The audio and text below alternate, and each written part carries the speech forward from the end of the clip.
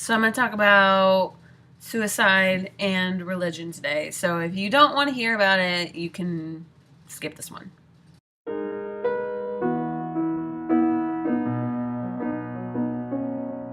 It's Free Week, and I thought of what I want to talk about while driving. A little different than usual, I guess, though I guess I hit on harder topics every once in a while, but I really like Katy Perry. I don't think that's a secret. There are very few musicians that I'm like really into. One of them being Elizabeth and the Catapult, which I've talked about her numerous times, and the other one being Katy Perry, who's a little bit more mainstream.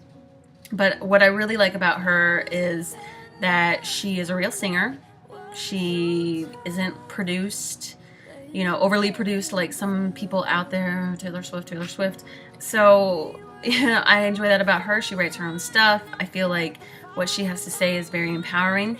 And so there's one particular song that I don't know if anyone's heard because it's not on the radio, but it's on her new album, Prism. And it's called By the Grace of God. And it's a really good song that talks about being in a very dark place, talks about suicide, talks about being pulled out of it by faith. And it's one of those songs that I can't hear it without like starting to tear up.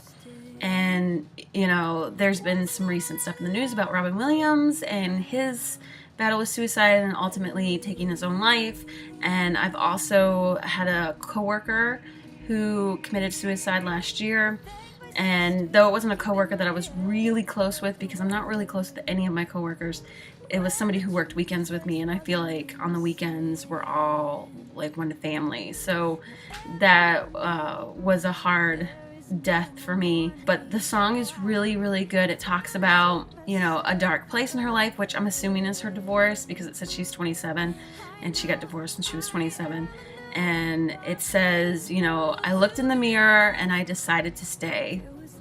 And that's the line that like always gets to me, is that like put one foot in the front of the other, and I looked in the mirror and I decided to stay. And the fact that there are people out there who have to do that, who have to have a moment of clarity and look in the mirror, and the fact that there are people who look in the mirror and decide not to stay, gets me. So I've never been in that place, that like really deep down. Like when I was younger, I would think like, oh, these people are so mean to me. What would they do if I wasn't here? And but it was never an actual like yes or no, like it's gonna happen thing.